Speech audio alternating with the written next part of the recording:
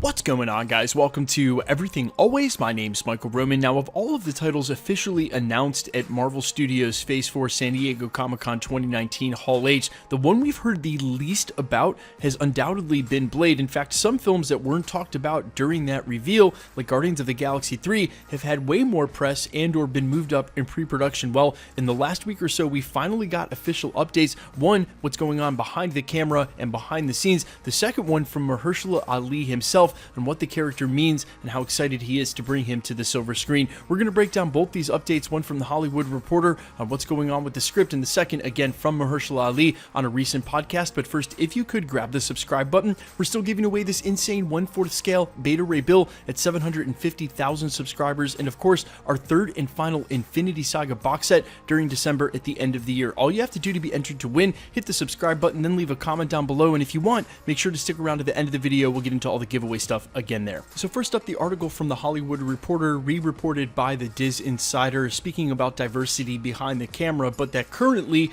Mahershala Ali's Blade was looking for a writer for the script. Again, we haven't had any updates about this film since its official announcement. They mentioned that in the article, but go on to say that they are starting to populate the behind the camera, the cast and crew, and of course the writers to get the script done, which would be the first step before moving on to find a director. Again, this great news that it's in its earliest stages of pre-production, and we should hear more about this in the coming year. Now, in a totally separate article and podcast, the Tightrope podcast, they had Mahershala Ali, and he spoke about his connection to Blade, why he initially reached out for the role in the first place, and his desire to bring a darker-sided character to the MCU. Quote, "So I did this Marvel show for Netflix called Luke Cage, right? And so in doing that show, the day that it premiered, I had turned to my agent and had said, what are they doing with Blade? Because I kept hearing they were trying to find a way to remake it and put it back together, and it was exciting for me to be able to be in that Marvel space in TV, but my goal had always been film, but also being able to participate in television in a very specific way that had real meaning. But my larger goal was really to be able to navigate between film and television. So I turned to my agent and I said, you know, what are they doing with Blade? And he goes, I'll check on it. And it was a long process of them speaking about, at least in the television division, they really wanted to make it a TV show again. But not necessarily.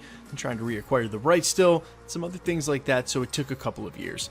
But it was really my participation in Luke Cage that sparked the idea, married with being so inspired by Wesley Snipes' work and how much it changed since his iteration of Blade, and how that had really sort of ushered in an era of Marvel and DC sort of comic book stuff. And so for me, I just felt like we were having these conversations about bringing it back into being. I just wanted to be considered for it, because it definitely had a connection, and in my mind, at least, to Wesley Snipes, going all the way back to high school when people used to joke and say we looked alike and stuff. Wesley was someone who I recognized, and yet had an impact on my confidence and just in me sort of kind of like standing there in my own truth and own strength in a certain way. So I always kind of followed his choices and really was inspired by his work and so many others, by Wesley in particular. And so I just brought it up as someone who wanted to. I really wanted to take on that role and tackle that. And also, I love that it's darker. That's all in terms of the tone. He's a little bit darker than some of the other ones, and so that element was very attractive to me. Now, first up, if you didn't watch the Netflix series Luke Cage, Mahershala Ali famously portrayed Cottonmouth. He did an excellent job, and it's easy to see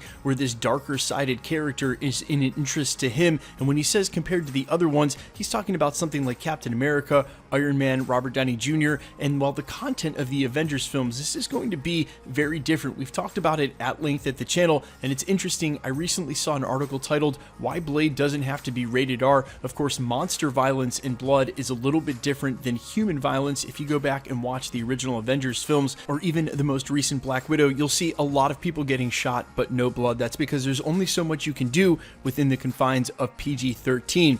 I've always argued this at the channel, we don't talk about it a lot here, that the audience for Marvel Studios is actually a little bit older than you'd think. The demographics here at the channel indicate that it's mostly 18 to 45-year-olds that watch the MCU, and that's because, well, if you're young, Iron Man 1 probably came out before you were born. That means that they could easily do a rated R label for characters like Deadpool, characters like Blade, and really open up how much they're able to do with the character to give them an accurate portrayal. Look, I'm going to be okay with Blade if it's PG-13, and I trust them to be able to get it done. My question, though, is that how much better served would it be by rated R when you have multiple characters that would be served by that label, including none other than the Punisher, who we all want to see John Bernthal back. There have been several rumors we've covered at the channel but that would need to be rated R to keep up with what he deserves as a character. And of course, this all leads to an eventual Midnight Suns crossover, which you could argue would be even cooler under a rated R label. They're going to be able to get away with a lot because this is going to be monster violence, but for a character like the Punisher and what we already expected from his Netflix series,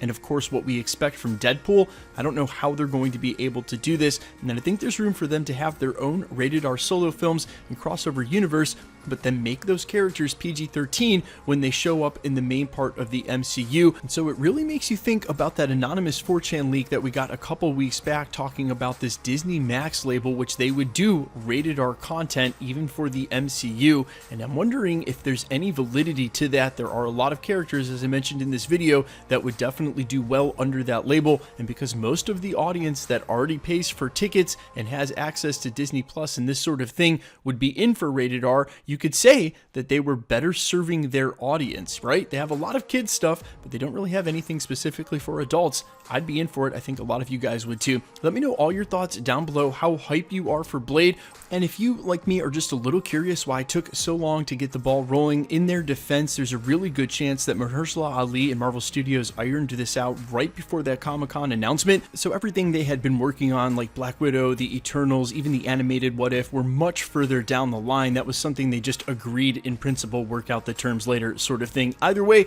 let me know how hype you are, and quickly, let's get into the giveaway stuff before I let you go. Okay, we just announced the winners of the last two PlayStation 4 Pros a couple of videos back. That was the Shang-Chi roster video. If you missed that announcement, scroll back. We are still giving away this awesome 1/4 scale XM Studios Beta Ray Bill. Guys, this is almost a full 3 feet tall, museum quality, awesomely sculpted. If you haven't seen these are definitely not action figures. We're giving this away at 750,000 subscribers, and of course our third and final Infinity Saga box set. Now, we already gave 2 away earlier in the year. This one we're giving away most likely on New Year's Eve. It'll be sometime in December, regardless of the subscriber count. If you want to be entered to win or the Beta Ray Bill or any of the other prizes we're giving away at the channel, of course we will be switching over to the PlayStation 5 once we have them in hand. With all the delays to pre-order, though, I'm not going to actually start giving them away until we've got them.